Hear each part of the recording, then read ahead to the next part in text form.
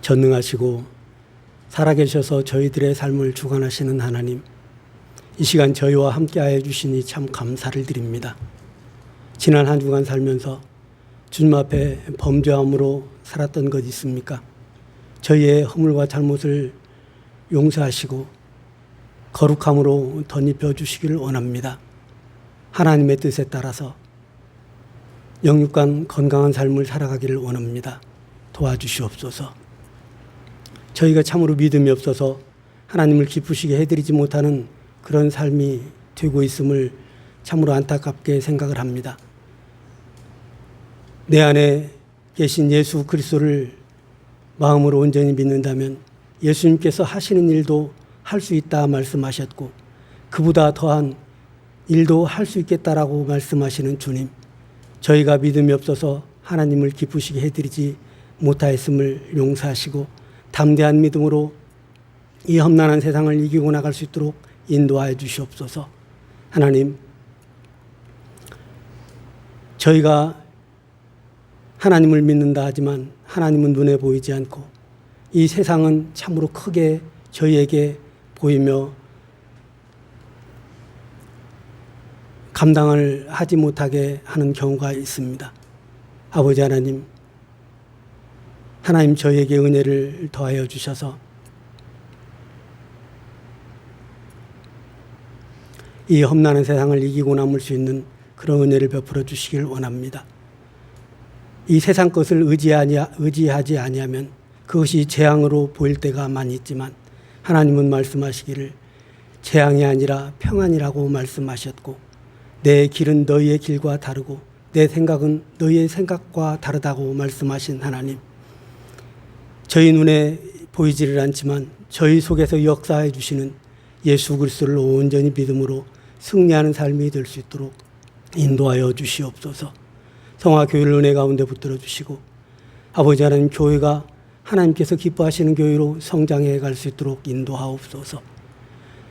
기도하는 교회로 세워주시고 전도하는 교회로 세워주시기를 원합니다. 하나님, 날마다 성장해 가는 교회가 되기를 원합니다. 인도하여 주시옵소서. 아버지 하나님, 하나님께서 기뻐하시는 교회로 거듭날 수 있도록 인도하여 주시옵소서. 온 교회가 아버지 하나님 마음의 평안을 이루면서 기쁨으로 섬겨갈 수 있는 그런 교회가 되게 하여 주시옵소서.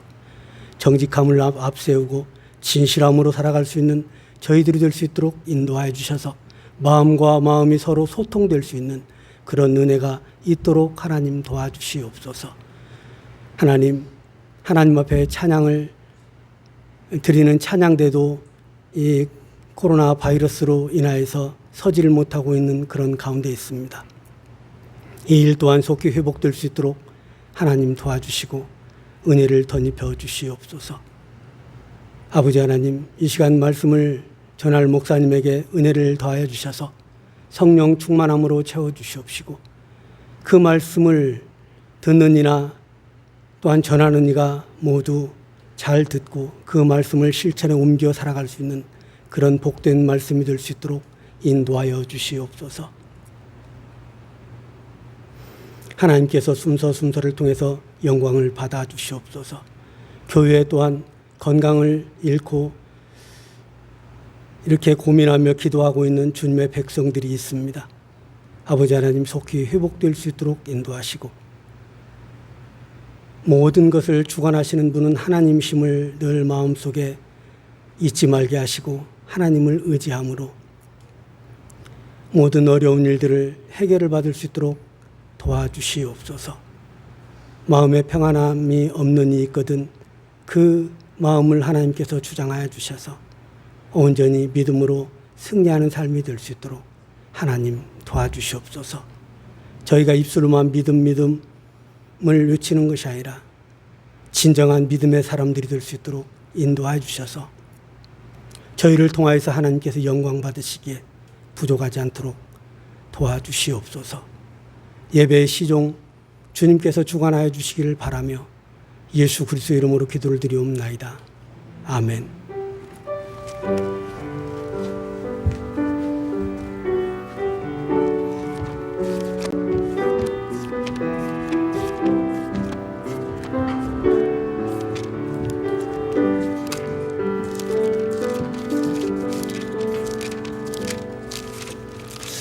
오늘 하나님의 말씀은 시편 23편 말씀입니다.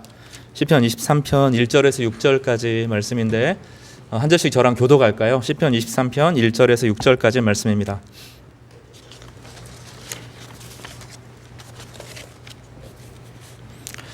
여호와는 나의 목자시니 내게 부족함이 없으리로다.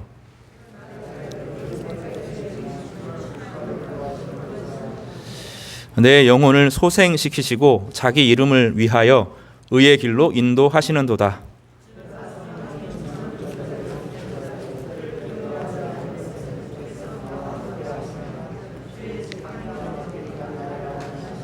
주께서 내 원수의 목전에서 내게 상을 차려주시고 기름을 내 머리에 부으셨으니 내 잔이 넘치나이다. 같이 읽을까요? 내 평생의 선하심과 인자하심이 반드시 나를 따르리니 내가 여호와의 집에 영원히 살리로다. 아멘. 여호와는 나의 목자시니라는 말씀으로 함께 위로를 나누고자 합니다. 다윗의 인생 말년에 자신의 인생을 돌아보며 자신이 혼자 사는 줄 알았더니 그게 아니고 주님이 내 앞에서, 내 뒤에서, 내 좌우 옆에서 나를 돌보셨구나 고백하는 겁니다. 젊은 시절에 큰 은혜를 받고 여호와는 나의 목자시니 고백할 수 있습니다. 저도 20대 중반에 목회자가 되기 전에 여호와는 나의 목자가 되신다 크게 은혜를 받고 내가 인생을 살아가야겠다 결심을 했습니다. 근데 시간이 지나 보니까 그때의 다짐하고 결혼을 하고 아이를 낳고 또 목회를 하고 했을 때의 그 삶의 고백이 완전히 달라지는 것을 경험합니다. 정말로 목자가 되시는 것이죠. 각오와 결단으로 막연하게 상상하는 것이 아니라 인생을 살아보니 정말로 주님께서 내 인생에 함께 하셨다고 고백하는 것입니다. 다윗의 인생 말년에 이 시를 지었습니다. 초기에 어릴 때, 젊을 때, 인생의 하이라이트 때, 잔이 넘쳐서 막 좋을 때 지은 것이 아니라 인생의 단맛, 쓴맛, 짠맛, 그 더러운 시경을 다 겪고 나서 심지어 자기의 아들이 자기를 배신해서 죽이려고 하는 그런 위기의 순간을 겪고 나서 다 지나가고 난 이후에 그럼에도 여호와께서 나의 목자가 되셨다라고 고백합니다. 가장 인생에 우리의 인생을 살아가면서 우리에게 문제가 되는 것은 그 어려운 순간에 내 인생을 해석해 줄 사람, 어려운 순간에 내 인생을 지도해 줄 사람, 그 결정적인 순간에 어느 것을 선택해야 될지를 알지 못할 때 그 순간이 우리에게 가장 고난스러운 어려운 순간인데 주님께서 그 일을 해주신다는 것입니다. 오늘 이 다윗의 인생의 말년의 고백을 함께 나누면서 우리에게 목자가 정말로 있구나 확신하는 은혜의 시간이 되기를 바랍니다. 성도 여러분 두려워하지 마시기를 바랍니다. 우리 코로나 시대 계속 이야기하지만 두려워하지 마시기 바랍니다. 괜찮을 겁니다. 우리가 어떤 어려움이 딱 닥치기 전에는 이 어려움이 생기면 어쩌나 마음이 무겁지요. 그리고 막상 그 어려움이 딱 우리 가운데 실제로 벌어졌을 때 괜찮은 겁니다. 왜냐하면 주님이 거기 계시는 것을 발견하기 때문이죠. 인생은 어려움이 있느냐 없느냐의 문제가 아니라 그 인생을 누구와 함께 동행하느냐, 누구와 함께 통과하느냐의 문제로 결정이 되는 것입니다. 오늘 이 말씀이 우리 모두에게 힘과 능력과 소망이 되기를 바랍니다. 여호와는 나의 목자시니라는 말은 이 대단히 중요한 메시지인데 창세기에서부터 요한계시록 전체를 통합하면서 하나님께서 자기를 이런 분으로 내가 너희들에게 이런 사람이다라고 드러내고 싶을 때가 있는데 내가 너희의 아빠다 이렇게 말할 때도 있어요. 내가 너희의 구원자다 이렇게 말할 때도 있어요. 내가 너희의 왕이다 이렇게 말할 때도 있어요. 근데 주님께서 이스라엘 백성들에게 친근하게 다가오는 말 중에 내가 너의 목자다 이렇게 말씀하고 싶을 때가 있습니다. 얼마나 안심되는 말인지 이 말씀을 좀 함께 나누도록 하겠습니다. 저는 인생에 한 2번 정도 죽을 위기를 겪었습니다. 조금 더 있을 건데 지금 생각나는 건 2번 정도 됩니다. 한 번은 저는 기억이 안 나는데 꿈으로만 꿉니다. 제가 그 위봉이라고 하는 곳에 살았습니다. 지금은 도로가 좋아서 좋은데 거기에 이제 우물이 우물을 이렇게 쌓아놓는 우물이 아니라 이게 다 허물고 물을 다 퍼내는 이제 그런 지경에 제가 한번 거기 빠져서 죽을 뻔했다는 얘기를 들었어요. 2번째는 제가 청소년 때인데 수영을 이제 막 배울 때였습니다. 수영을 제대로 배운 건 아니고 혼자 좀 수영을 배워서 나는 이제 물을 좀 잘 안다 그런 생각을 했어요. 수영 강사에게 한 번도 배운 적이 없으면서 물을 뜨고 이렇게 해보니까 되는 거야. 내가 수영을 잘하는구나. 그런 생각을 했습니다. 그래서 저쪽에 소양천에서 그 비가 한참 많이 온 천이었는데 그때 수영을 했다가 떠내려 가서 진짜 죽을 뻔했습니다. 그때 그 길가에 있었던 어떤 아저씨가 용감하게 뛰어들었습니다. 저는 건져줄 줄 알았는데 안 건져주더라고요. 저는 살려주세요 이랬는데 안 건져주더라고요. 그리고 요리와 이렇게 따라와. 그리고 나서 제가 낮은 곳으로 같이 떠내려 가서 수영한 게 아니라 떠내려 가서 살았습니다. 그때 인생의 가이드라는 게 얼마나 중요한지 알았던 것 같아요. 혼자 내 인생을 책임질 수 있을 것처럼 자신만만한데 사실은 내 능력을 잘 몰라요. 우리가 이 어려움을 뚫고 나갈 수 있는 힘이 있는지 없는지 자기 자신을 잘 모릅니다. 또 우리는 밖의 위험이 얼마나 큰지 알지 못해요. 어떤 일이 우리 앞에 주어질지 우리가 예측할 수가 없어요. 지금 내가 맞닥뜨리고 있는 상황이 힘이 센지 힘이 약한지 알 수가 없어요. 그래서 늘 잘못 판단을 합니다. 오류를 범하게 됩니다. 그럴 때 경험자가 있으면 인생의 그 경험자가 그 상황을 잘 아는, 그리고 나를 잘 알고 그 상황을 잘 아는 사람을 만나면 살아납니다. 사람이 아무리 어두운 구석에 있어도 딱 뚫고 지나가는 힘을 갖게 되는 것입니다. 초대교회 그리스도인들은 예수님을 직접적으로 로마 시대에 표현할 수가 없어서 익두스라는 말을 썼습니다. 물고기 합쳐보면 물고기라는 뜻인데, 예수, 구원자, 우리 주, 하나님의 아들, 그리스도의 그 앞머리를 따면 익두스라는 발음이 됩니다. 물고기이고, 서로가 서로에게 내가 그리스도인입니다 하는 것을 표현할 때 이 물고기를 그리면 저 사람이 그리스도인이구나 확인하게 되었던 거죠. 거기 구원자라는 개념이 있는데, 이 구원자, 예수 그리스도는 우리의 세이비어다, 구원자다라고 말할 때 구원자는 크게 두 가지 의미를 함께 가지는 용어였습니다. 하나는 죄에서 우리를 건져서 하나님과 화해시키는 분, 이런 뜻입니다. 따라서 해볼까요? 죄에서 우리를 구원하셔서 하나님과 화해시키는 분. 그래서 하나님과 이제 화해가 되었기 때문에 죄에서 건져서 그것이 자유가 아니라 하나님이 우리의 편이 되어준다라는 뜻입니다. 이것이 첫 번째 의미였습니다. 두 번째, 이 구원자라고 하는 의미는 삶에서 인도한다 하는 뜻을 가집니다. 그러니까 예수 그리스도께서 우리를 죄에서 건지시고 구원하셔서 하나님과 화해만 시키는 분이 아니고, 하나님의 능력만 가져오는 분이 아니고, 삶의 영역에서 직접적으로 인도하고 보호하는 그 가이드의 역할을, 책임지는 역할을 한다는 것이었습니다. 산이나 이런 데 갔을 때 조난을 당한 사람들에게 위험이 찾아오는데, 어떤 사람들이 길을 가리켜 이렇게 가십시오, 이렇게 가십시오, 지도를 보여주는 그런 사람이 아니라 직접 찾아가서 헬기로 들어와서 찾아와서 함께 끝까지 동행하면서 안전한 곳까지 이르는 분, 이것이 구원자라는 뜻입니다. 우리가 신앙생활을 할 때 예수님을 믿는다라고 말할 때 그 예수님을 믿는 겁니다. 죄에서 건지시고 자유만 주고 이런 게 아니라 훨씬 영역에서, 삶의 모든 영역에서 우리의 삶을 실제로 인도하고 지키시는데, 한번 이렇게 가라 저렇게 가라 말만 하는 것이 아니고 우리 옆에서 가이드를 해주고 우리의 삶을 책임져 주는 분이 계신다는 거예요. 그래서 송명희 시인 같은 분은 주님을 고백할 때 나의 앞에 계신 주님, 나의 옆에 계신 주님, 나의 등 뒤에 계시는 주님, 내 머리 위에 계시는 주님이라고 고백을 하곤 했습니다. 성도 여러분, 주님은 틀림없습니다. 주님은 우리를 이끄시는 분이시지 우리를 외면하거나 버려두거나 그런 분이 아닙니다. 우리가 생각하는 것보다 훨씬 가깝게 우리 옆에 계셔요. 우리가 믿음을 달라고 하는 것은 그것을 보게 해달라고 하는 것입니다. 주님을 보게 해달라고, 내 옆에 계시고 내 좌우 옆에서 나를 돌보시고 보호하시는 그 하나님을 보게 해달라고, 그리고 주님을 붙잡을 수 있도록 주님께 요청을 하는 것입니다.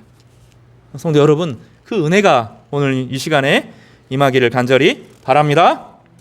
먼저 다윗은 이렇게 시작합니다. 여호와는 나의 목자시니 내가 부족함이 없다, 이렇게 표현하고 있습니다. 목자와 양이라는 표현을 쓰는데, 목자와 양의 관계를 우리가 와닿지가 않아요. 목자가 무엇이고 양이 무엇인지, 내 목자가 무엇인지 우리의 인생에 와닿지가 않습니다. 저는 여러 번 이 목자가 무엇인지에 대해서, 양이 무엇인지에 대해서 몇 번 느끼는 계기가 있었습니다.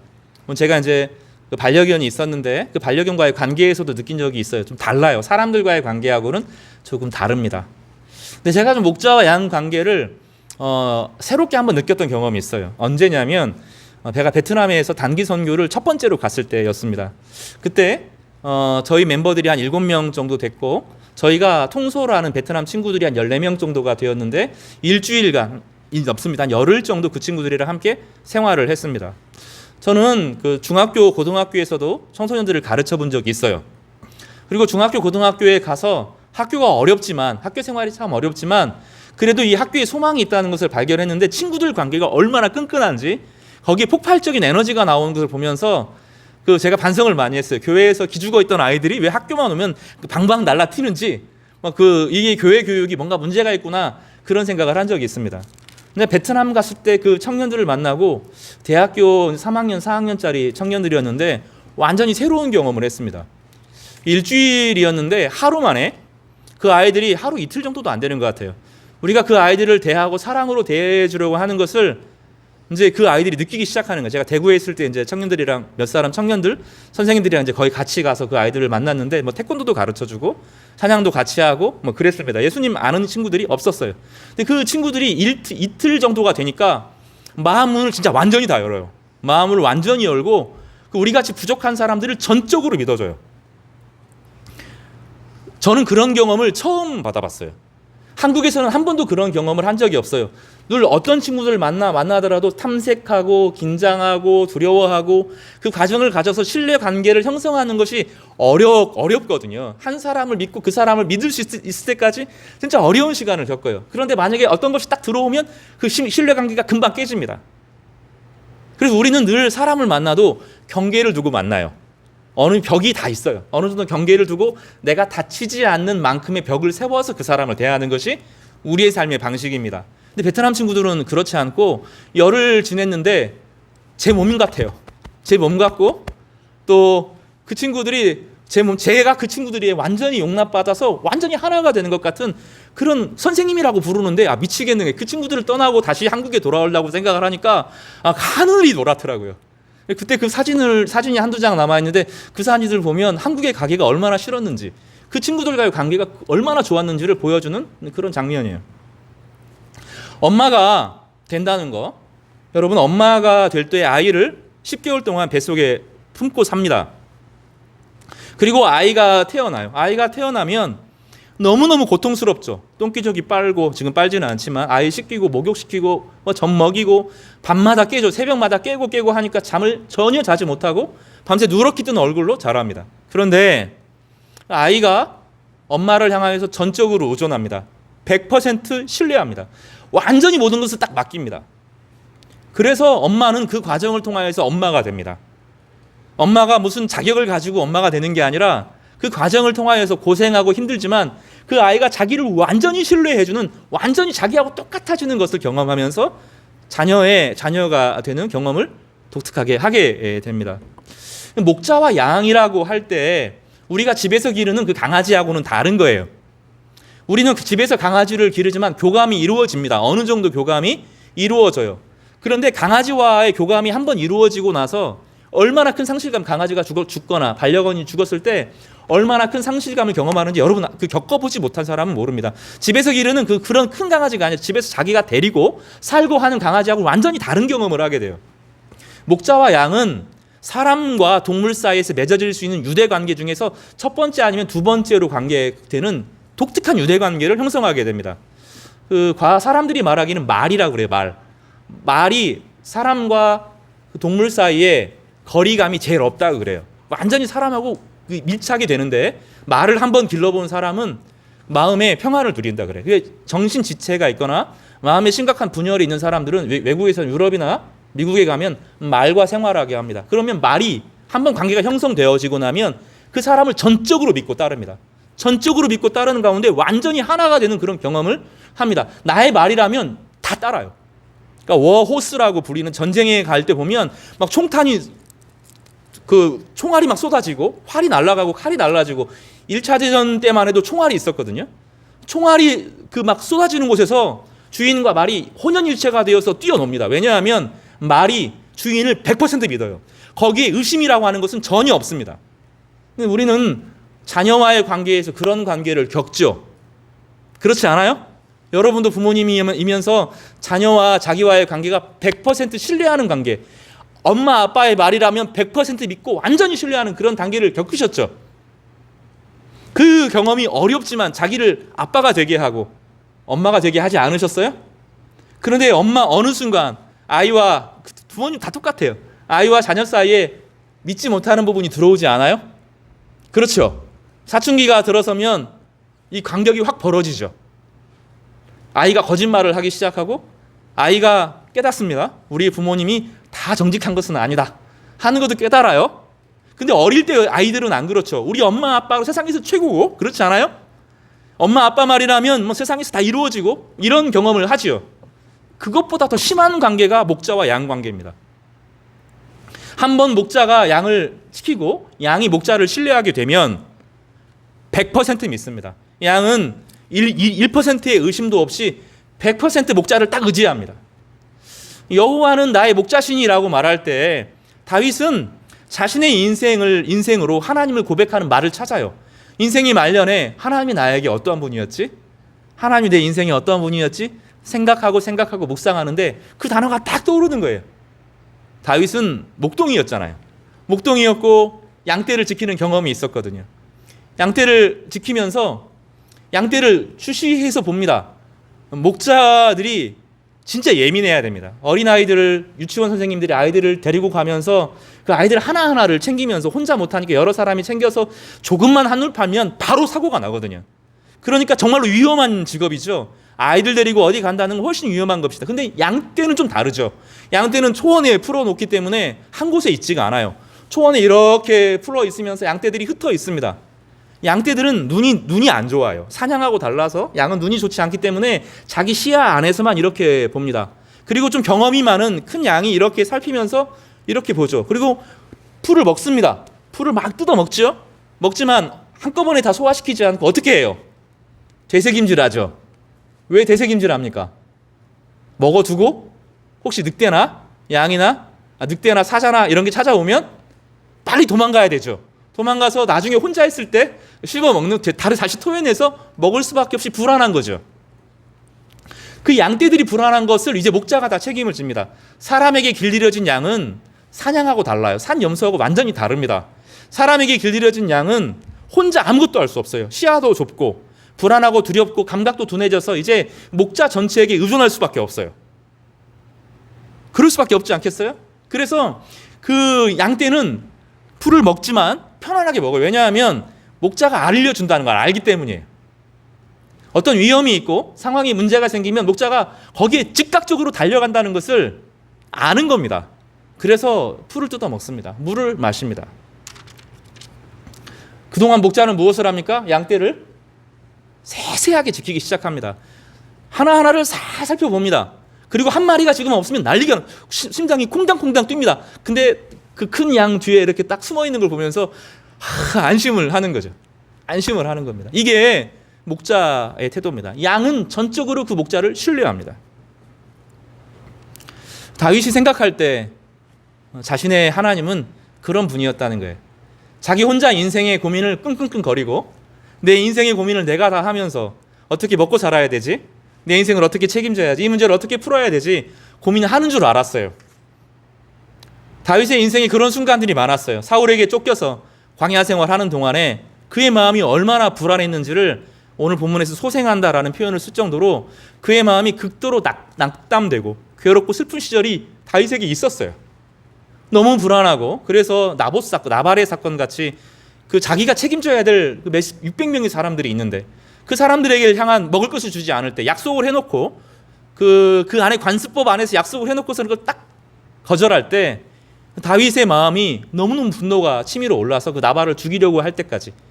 무슨 문제냐면 자기가 자기 600명들을 책임져야 된다는 거예요. 자기가 600명을 책임져야 되고 자기가 자기의 인생을 책임져야 되고 자기가 나중에 나라를 책임져야 되고 자기가 자기 가족을 책임져야 되는 줄 알았는데 아니라는 거예요.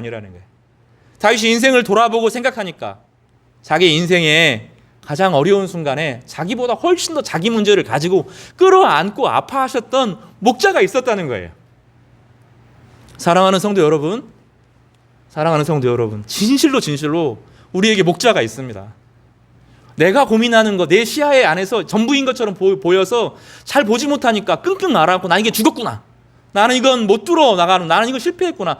내 인생은 여기서 끝이구나. 절망하고 좌절하고 아픈 문제가 다가올 때마다 무너지는 순간들 있지 않아요? 아니라는 거예요. 아니라고 말하는 거예요. 나보다 훨씬 더 나를 잘 아시는 분이 있고, 내 약함과 내 환경과 내 조건과 내 주변의 모든 일어나는 일을 나보다 더 불꽃 같은 눈으로 살피시는 목자가 있다는 거예요. 그것이 다윗에게 은혜였고, 다윗의 인생을 돌아보면서 자신의 삶을 설명할 수 있는 유일한 것이었어요. 여러분이 다 책임지는 거 아닙니다. 우리가 인생을 다 책임지는 것처럼 보이지만 아닙니다. 우리보다 훨씬 더 크시고, 우리를 훨씬 잘 아시고, 우리의 환경과 조건을 훨씬 잘 아시는 주님께서 우리에게 찾아오시고 필요할 때마다 은혜의 공급을 하여 주시는 것입니다. 성도 여러분, 그 은혜가, 그것을 믿는 믿음이 우리 모두에게 있기를 주님의 이름으로 축복합니다. 2절에 보면 다윗이 이렇게 말해요. 사실은 성경이 과학적으로는 설명이 잘 안 되는, 상황적으로 설명이 안 되는데 이런 표현이 있어요. 1절, 2절에 보면 그가 나를 푸른 풀밭에 누이며 쉴만한 물가로 인도하시는도다. 여기 2절도 인도하신다, 3절도 인도하신다, 9절을 같이 묶어놓았는데 2절은 좋은 상황을 보여주고 3절과 4절은 어두운 상황을 보여줍니다.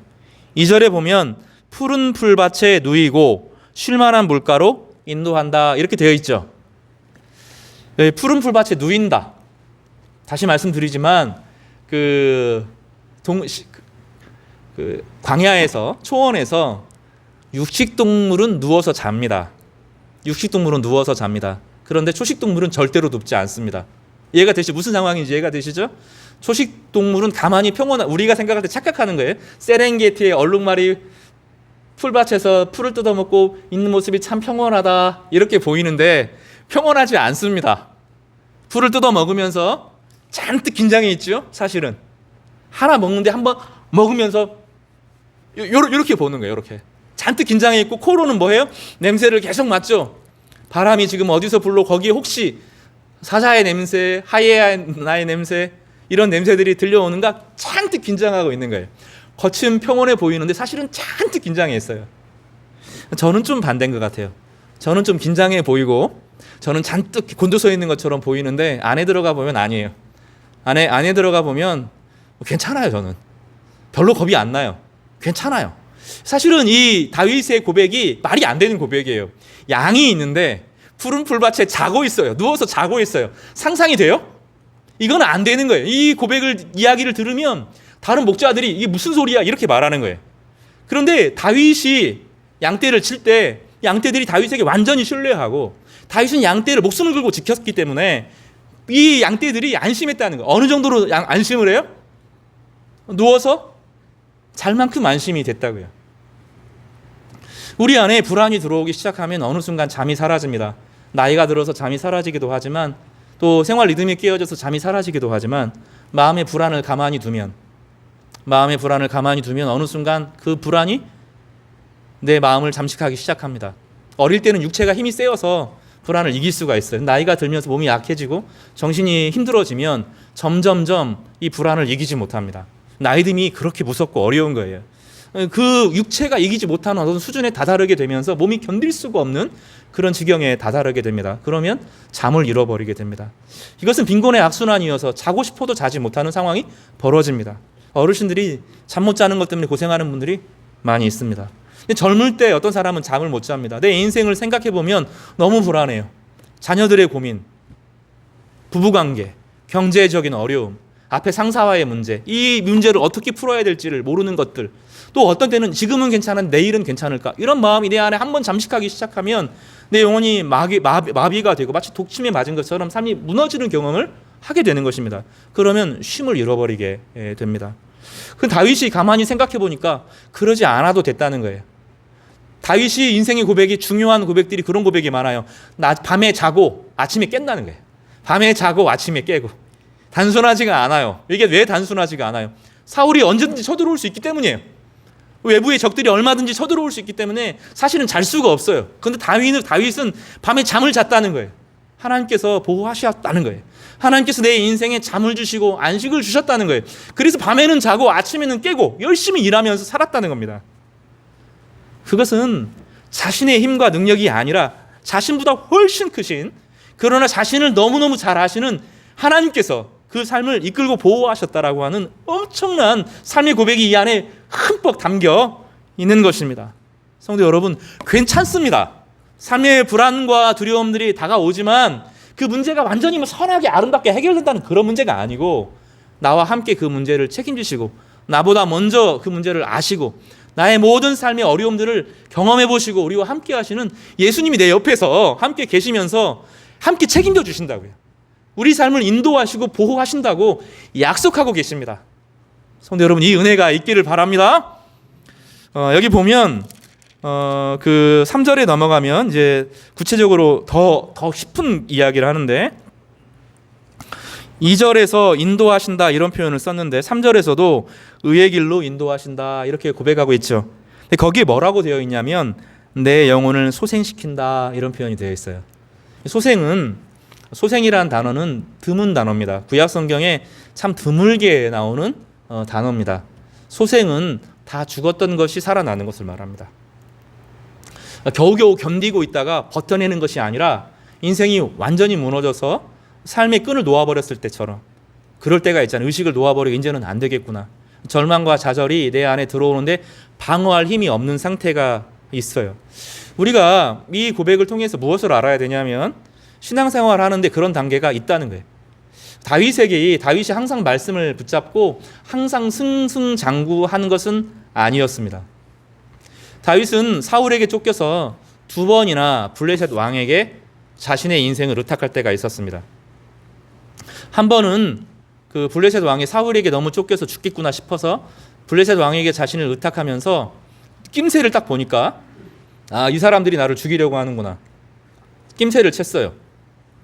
그래서 다윗이 어떻게 했냐면 순간적으로 하나님께 기도를 합니다. 하나님, 이 사람들이 나를 죽이려고 합니다. 내가 하나님께 기름 부음 받은 왕인데 광야까지 내려왔고 사울에게 버림받고 사람도 자기를 외면하고 싫어하고 자기가 완전히 외톨이가 되었는데 지금 블레셋에 들어와서 거기서 개죽음 당하게 되었습니다. 내가 여기서 블레셋 사람들에게 죽으면 이스라엘 사람들은 자기를 사울을 배신한 왕으로 생각할 것입니다. 또 블레셋 사람들은 자기를 죽이면 블레셋 사람들이 자기를 죽이면 우리가 하나님의 기름 부음 받은 자를 꺾었다고 말할 겁니다. 하나님, 나는 어떻게 해야 될 것입니까? 하고 순간적으로 기도를 합니다. 근데 우리가 생각할 때 하나님께서 이렇게 결박하게 기도하면 상황을 싹 바꿔주셔서 갑자기 구원자가 찾아오면 좋은데 하나님은 그 상황에서 그렇게 안 하셨어요. 어떤 꾀가 떠오르냐면 미친 척해라.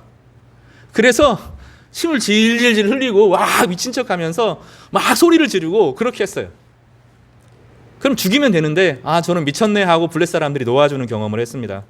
그때 다윗이 크게 깨달음을 얻죠. 내 인생을 블레셋에 맡기면 안 되는구나. 어려워도 광야 생활을 해야 되는구나. 내가 사람 의지하면 안 되고 믿음으로 말씀 가운데 광야 생활을 살아야 되는구나. 절감하게 됩니다. 근데 그리고 나서 다윗이 신앙의 고백을 엄청나게 신앙의 고백을 해요. 하나님은 나의 왕이시다, 힘이시다, 능력이시다, 의이시다, 구원이시다 막 고백을 해요. 근데 사울이 계속 공격하는 거예요. 십몇 년간을 쫓기니까 다윗의 인생이 완전히 무너집니다. 혼자만 도망가면 괜찮은데 600명을 데리고 도망가려고 하니까 그 책임감이 자기의 인생을 꽉 눌렀어요. 책임감이 무섭잖아요. 너무너무 괴로운 순간을 겪었던 거예요. 그래서 또 다시 블레셋에 내려갑니다. 분명히 그때 옛날에 그렇게 안 하기로 결심했는데, 사람 의지하지 않고 광야 생활을 통과하기로 했는데 잊어버리고 또 내려갑니다. 그때는 사로잡힙니다. 그래서 어떻게 해야 되냐면 블레셋의 용병이 되는데, 블레셋 사람들에게서는 유다와 싸우는 척 해야 되고, 그러나 스스로는 유다를 괴롭히는 야만의 그 아말렉 사람들과 싸우는 이중 생활을 합니다. 그 다윗은 모든 사람을 속여야 되는 상황이 됐어요. 블레셋 사람도 속여야 됐고 유다 사람도 속여야 됐고 증거가 남지 않도록 그 어려운 생활을 아주 오래 1년 한 4개월 정도, 그 인생에서 다윗이 가장 절망적인 순간을 경험하게 됩니다. 그때 인생이 완전히 소진되는 순간들을 경험해요. 너무너무 어려웠어요. 신앙생활을 하는 사람이 성경에 항상 올곧기만 하지 않아요. 신앙생활을 하는 사람이 항상 기도 잘하고 항상 말씀에 충만하고 항상 성령과 동행하고 항상 의롭고 항상 거룩하고 항상 하늘의 영광에 사로잡히고 그렇지 않습니다. 다윗과 같은 사람도 인생을 헤맸고 믿음의 결단이 약해져서 무너져서 수많은 바닥의 절망으로 떨어지는 수많은 순간이 있었다고요. 그런 다윗이 뭐라고 고백하죠? 자기 이름을 위하여 의의 길로 인도하시는도다. 이 이름이라는 것은 명예라는 뜻인데, 명예, 생명이라는 것인데, 하나님께서 자신의 명예를 위해서, 자신이 하신 약속을 지키기 위해서 부족한 사람을 건졌다는 거예요. 부족한 사람을 구원해냈다는 거예요. 이게 얼마나 위로가 되고 안심이 되는지 모릅니다. 제가 십자가를 제일 처음에 고백할 때, 율법주의적인 신앙에서 딱 벗어나서 십자가를 딱 붙들게 됐을 때, 아, 내가 안 되는 것이구나. 내가 이것을 못 이기는 것이구나. 내가 이 죄를 못 이기는, 내 힘으로 안 되는 거구나. 그런데 주님께서 나를 아무 조건 없이 받아주셨구나. 그 십자가가 저 안에 딱 다가왔습니다. 그리고 나서 그 예전에 불가능했던 그 죄들이, 염려했던 것들이, 근심했던 것들이 하나씩 하나씩, 지금도 극복되지 못하는 것들이 있지만 하나님께서 하나씩 하나씩 해결해 나가시는 것을 보게 돼요. 그러니까 내 힘으로, 내 의지로 이기는 것이 아니라 주님의 능력과 주님의 도우심으로, 주님의 신실하심으로 나를 이끌어 가시는구나 하는 그 강력한 은혜의 강이 있다는 것을 다윗이 고백합니다. 그래서 뭐라고 표현하냐면, 내가 통과했다 이렇게 말하지 않아요. 내가 사망의 음침한 골짜기를 통과했다, 내가 이겼다, 내가 잘했다라고 표현하지 않고 뭐라고 보죠? 2절 볼까요? 후반절 저를 따라서 해볼까요? 인도하시는도다. 2장 마지막이 그렇게 되어 있죠. 그 다음에 3장 마지막이 뭐라고 되어 있습니까? 의의 길로 인도하시는도다. 따라서 해볼까요? 의의 길로 인도하시는도다. 우리는 나 중심적인 신앙생활을 하면 안 되는 것처럼 보여요. 이거는 안 된다고 생각해요. 나 중심적인 신앙생활을 하면 내 안에 죄성과 내 안에 약함과 내 안에 악함이 나의 발목을 끝까지 붙잡아요. 얼마나 무서운지 모릅니다. 이게 쉽게 벗어나지지 않아요. 나 중심적으로 신앙생활하면 내 안에 흩어져 있는 수많은 그 강한 세력들 앞에서 압도당하게 돼요. 냉정하게 분석하고 판단할수록 더 압도당하게 됩니다. 다윗은 괜찮았어요. 다윗은 괜찮았어요. 내가 죽는구나 이렇게 말하는 순간에도 나를 소생시키는 하나님, 내 영혼이 죽어서 아주 문드러지고 내 영혼의 호흡이 하나도 없을 만큼 망가지는 그 순간들을 경험하지만, 그러나 주님께서 나에게 손을 내미시고 주께서 나에게 호흡을 다시 불어넣으셔서 우리를 살리시는 은혜가 있다는 것을 다윗이 고백하고 있습니다. 성도 여러분, 그래서 괜찮을 겁니다. 때로 무너지고, 때로 좌절하고, 때로 실망하고, 때로는 내가 이렇게까지 무너질 수 있을까? 그런 순간들이 있지요. 그러나 그 순간들 안에서 주님이 우리 가운데 호흡을 불어넣어 주실 것입니다. 그래서 궁극적으로 내가 이겼다 이렇게 고백하지 않고 주님께서 나의 인생을 이끌어 가셨다 이렇게 고백하는 그 순간들을 경험하게 될 것입니다. 제가 지금도 기억해요. 대학교 4학년 때 후반이었는데 왜 그런지 모르는데 큰 두려움에 제 인생이, 그 남들은 설명하지 못하는 두려움이 저를 꽉 붙잡았어요. 한 발자국도 숨도 쉬지 않을 만큼, 제가 기억을 하면 숨도 쉬지 않을 만큼 그 도서관에서, 전북대학교 도서관에서 후문으로 나오는데 막 엄청난 공포가 제 안에 들어오는데, 그때 아마 인생에 대한 두려움 때문이었을 거예요. 예수님은 알긴 알지만 인생의 두려움이 저를 얼마나 엄습하는지 숨이 막히지 않은 순간들을 경험했습니다. 근데 제 마음 깊은 곳에서 찬양이 하나 떠올라요. 내가 쓰러지는 곳에서 주는 나를 강하게 하네. 포기하지 않으리라. 내가 잘하는 것이 아니라 내가 쓰러지는 곳에서 주님께서 나를 일으키신다. 이 고백이 저에게, 이 찬양이, 다른 사람의 찬양이 제 안에 딱 들어오면서, 그리고 지금 그렇지 않아요. 그 일 이후로 인생에 수많은 좌절을 겪고 실패를 겪고 내 자신에게 엄청나게 실망하는 순간들을 경험해요. 여러분, 그 목회자라고 해서 다 꿋꿋하고 다 의로운 게 아니에요. 제 인생도 바닥으로 떨어지면서 내가 이렇게까지 할 수 있나 이런 순간들이 있다고요. 그런데 어느 마지노선이 딱 있어요. 그 이후로 그때 이 경우에 이제 로마서를 충분히 이제 어떤 목사님과 한번 공부한 시기였는데, 로마서를 공부하면서 주의 십자가를 깊이 묵상하면서, 아, 나의 인생에 한계가 있구나. 내 인생에 절박하고 도무지 해결할 수 없는 그 약함과 무능함이 있구나. 내가 아무리 노력해도 안 되는 부분이 있구나 하는 것을 절감했어요. 근데 그것보다 더 크신 은혜, 그것보다 압도적인 은혜, 심지어 자신의 아들을 죽이셔서 우리의 모든 죄를 다 도말하시고 하늘의 평화를 주셔서 우리의 죄와 상관없이 우리를 끝까지 붙들어 주시는 은혜가 있구나. 나의 잘남이나 나의 의로움이 아니라 하나님의 은혜가 나를 붙드는구나. 이 믿음을 그때 딱 가지게 됐던 것 같아요. 그리고 어느 선이에요. 삶의 인생이 무너지고 절망하고 좌절하는 순간들을 경험합니다. 지금도 깊은 어둠을 만나긴 하지만 어느 선까지 내려가지 않아요. 그 순간에 늘 십자가를 떠올리게 되고 주의 은혜가 우리를 붙들고 있음을 경험하게 되는 것이죠. 다윗이 그랬어요. 다윗이 밧세바 사건을 겪고 나서 또 압살롬 사건을 겪고 나서도 그 인생이 바닥으로 떨어지고 통에 깊은 고백을 하지만 그 고백 안에 무엇이 잠겨 있냐면 하나님은 나를 받아주실 것이다. 내가 그 밧세바와 같은 이런 사건을 경험했고 압살롬 같은 자기의 아들이 자기를 죽이려고 해도 하나님은 나를 기억하시고 하나님은 나를 다시 일으켜 세워주실 것이다. 이 신앙의 고백이 그 가운데 있었던 것입니다. 그래서 이것을 이렇게 고백하는 거죠. 우리 3절을 그래서 다시 한번 같이 천천히 읽어보겠습니다. 시작. 내 영혼을 소생시키시고 자기 이름을 위하여 의의 길로 인도하시는도다. 하나님의 명예를 걸고 한다는 거예요. 하나님의 이름을 걸고 한다는 거예요. 우리를 살리시는 것은 하나님의 명예에 속하는 거라고요. 내 일이 아니고, 내가 살아나는 것은 내 일이 아니고 주님의 일이라고요. 주님이 내가 하나님의 사랑이고 하나님의 긍휼이고 하나님의 자비이고 내가 세상에 모든 사람을 건지실 수 있는 바로 그분임을 보여주기 위한 하나님의 전쟁이고 하나님의 선하심 안에서 우리를 건지신다고 약속하고 계시는 것입니다. 성도 여러분, 그래서 두려워하지 말라는 거예요.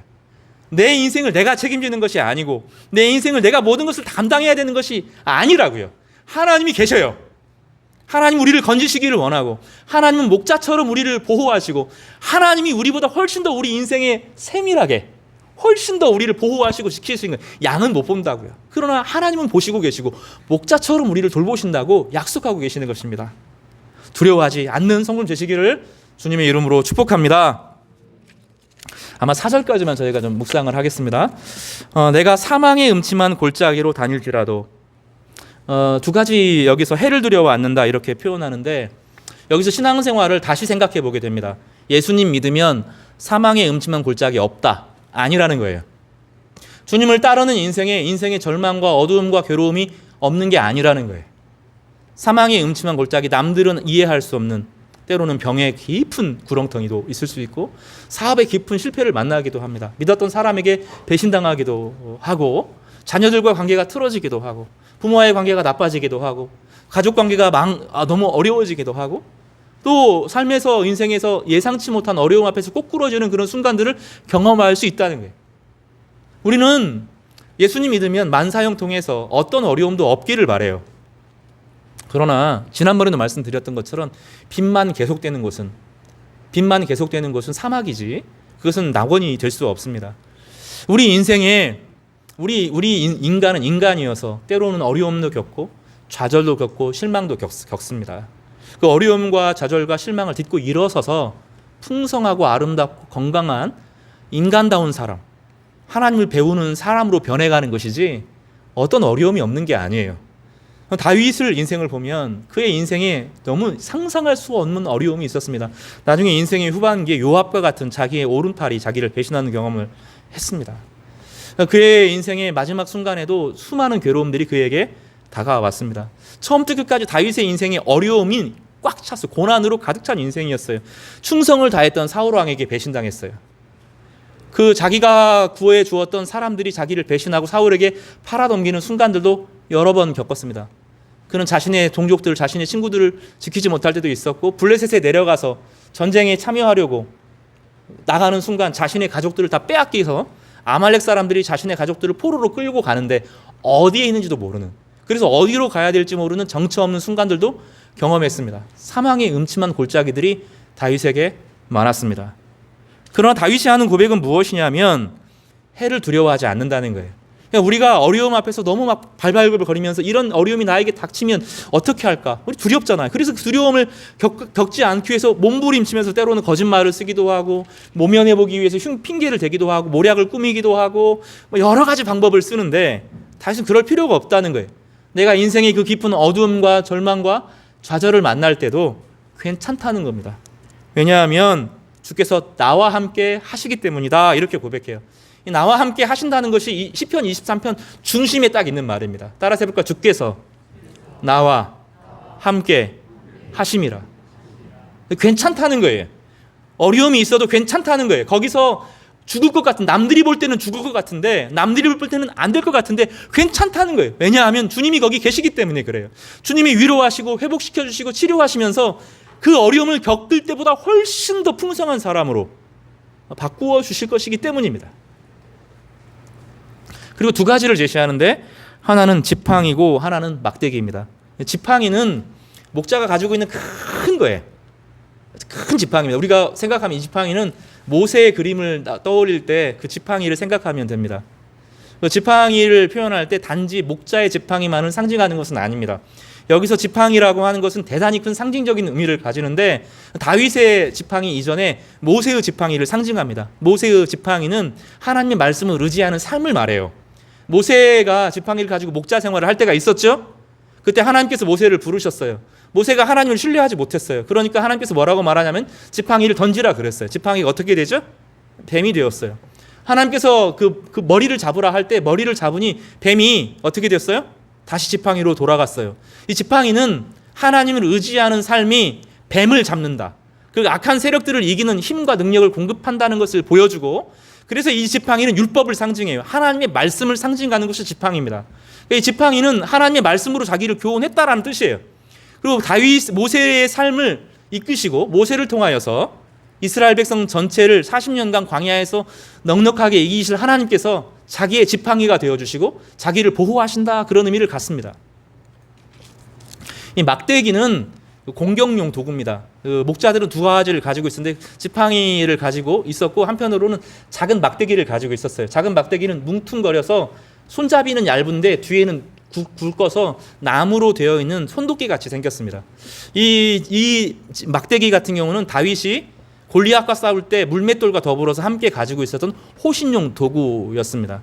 이 막대기는 특별히 사자나 곰이 올 때 이 지팡이로 싸우는 게 아니라요. 지팡이는 너무 커서 휘두르기가 힘들어요. 막대기를 가지고 요만한 사이즈인데 곰봉같이 생겼습니다. 곰봉 같은 사이즈인데 여기 끝이 뭉퉁해서 아주 단단하게 되어 있습니다. 그거 하나로 사자를 때려잡을 수 있는 힘을 상징합니다. 다윗은 자신을 보호하는 지팡이가 있어, 율법과 같은 하나님의 말씀이 있었을 뿐만 아니라 이 막대기가 있어서 어려움이 있을 때 자기가 감당하지 못하는 어려움도 때로는 주님이 개입하셔서 그 문제를 해결하여 주시는 수많은 순간들을 경험했다는 거예요. 그래서 다윗이 두렵지 않다는 겁니다. 말씀이 있고 하나님의 인도와 보호하심이 있다는 겁니다. 그런데 두 가지가 바뀌지 않습니다. 막대기와 지팡이라고 하지 않고 지팡이와 막대기라고 말합니다. 말씀이 항상 앞서면 지팡이가 앞서면 막대기가 내 인생을 보호한다는 거예요.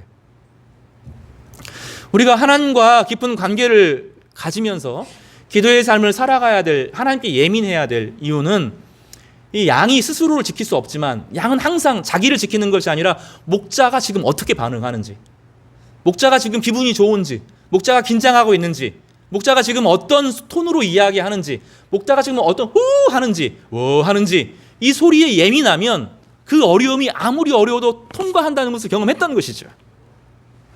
우리가 세상에 너무 예민하기보다 주님이 예민하면 좋겠어요. 저는 세상 전체에 예민하기보다 주님이 지금 나에게 어떤 방식으로 말씀하는지, 주님이 나에게 화를 내고 계신지, 주님이 나를 좀 격려해 주기를 원하시는지, 어떤 방식으로 살기를 원하시, 주님의 음성에 예민하고 집중되어 있기를 바랍니다. 하나님의 백성들은 세상의 길과 달라요. 오늘 장로님께서 말씀하신 것과 똑같은데 세상의 길과 성도의 길은 달라요. 세상 사람들은 다 대비하고 다 준비하고 다 책임지고 모든 것을 다 해야 책임지지만 우리는 좀 달라요. 우리의 인생은 하나님의 음성을 듣느냐, 하나님의 보호와 인도하심과 함께 살아가느냐, 그 말씀이 함께 내 인생을 돌파하느냐, 그렇지 않느냐로 결정되어져요. 이거를 믿지 못하면 우리 신앙생활하면서도 계속 괴로울 거예요. 신앙생활하면서도 계속 어려울 거예요. 다윗의 고백처럼 주의 지팡이가 있고 주의 막대기가 있어서 그 사망의 어두움한 골짜기에서 우리를 지키시고 건지시는 하나님의 보호하심이 있음을 발견하시는 성도님 되시기를 바랍니다. 이거는 증명된 거예요. 이론이나 가설이 아니에요. 다윗의 인생으로 증명된 삶이 바로 이것입니다. 성도 여러분, 이 인생 우리 같이 살아보면 어떨까요? 이 다윗이 살았던 삶의 방식으로 하나님께 우리 인생 하나님 맡겨보면 어떨까요? 괜찮을 겁니다. 괜찮을 겁니다. 넉넉한 인생이 될 겁니다. 포근한 인생이 될 겁니다. 괜찮을 거예요. 여러분 두려워하지 마시기 바랍니다. 아무리 어려워도, 아무리 인생이 두려워도 괜찮을 거예요. 주님이 계시기 때문에 그래요. 주님이 우리보다 훨씬 우리를 사랑하시고 우리를 아십니다. 그 은혜 우리 모두 있기를 주님의 이름으로 축원합니다. 말씀 정리할게요. 이 부분만 좀 하고 마치겠는데요. 여기 보면 오늘 예배 전에 묵상으로 말씀하는 것처럼 한 본문을 찾아보겠습니다. 요한복음 10장 3절만 좀 읽어볼까요? 요한복음 10장 3절 말씀입니다.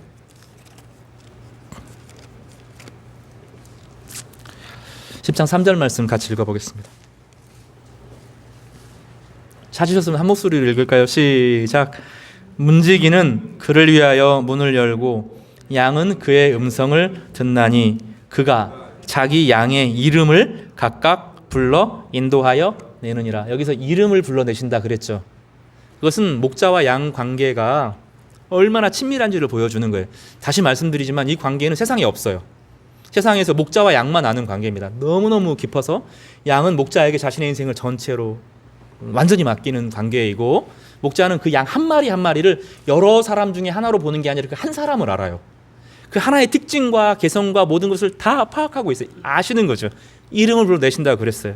그런데 요한복음 21장을 볼까요? 21장에 베드로가 이렇게 말합니다. 베드로와 주님과의 관계에서 15절을 읽어보겠습니다. 같이 읽어볼까요? 15절 한 절만 읽을게요. 시작. 그들이 조반 먹은 후에 예수께서 시몬 베드로에게 이르시되 요한의 아들 시몬아 내가 이 사람들보다 나를 더 사랑하느냐 하시니 이르되 주님 그러하나이다. 내가 주님을 사랑하는 줄 주님께서 아시나이다. 이르시되 내 어린 양을 먹이라 하시고. 사명이 나오죠. 성도들은 다른 양떼를 먹여야 된다. 이거 목사들에게만 해당되는 게 아니라 모든 성도는 다른 양떼를 먹이는 사람들입니다. 그런데 그 양을 하시기 전에 주님께서 뭐라고 부르시냐면 베드로의 이름을 부르시죠. 베드로의 이름을 부르시죠. 내가 너를 안다는 거예요. 내가 너를 이해한다는, 내가 너를 책임진다는 거예요. 그 안에서 부탁하는 거지 소명이 앞서지 않습니다. 사명이 앞서고 봉사가 앞서지 않습니다. 주님께서는 무엇을 아세요? 우리의 인생을 아세요. 나를 아시고 나를 보호하시고 나를 책임지실 준비가 되어 있는 분입니다. 그래서 주님께서 그 관계를 가지고 하나님이 나를 아시는 것처럼 나도 다른 사람과의 관계 가운데 진실하고 그를 깊이 이해하고 사랑하고 수용하는 깊은 관계 가운데 형성되어지는 공동체를 꿈꾸는 건데 그것을 우리는 교회라고 부르는 겁니다. 성도 여러분, 긴 말씀이었어요. 그러나 이 말씀에서 우리 하나만 딱 기억할까요? 여호와는 나의 목자시니, 따라서 여호와는 나의 목자시니. 이 신앙 고백이 여러분의 한 주의 인생을 지키시기를 바랍니다. 기도하겠습니다. 목자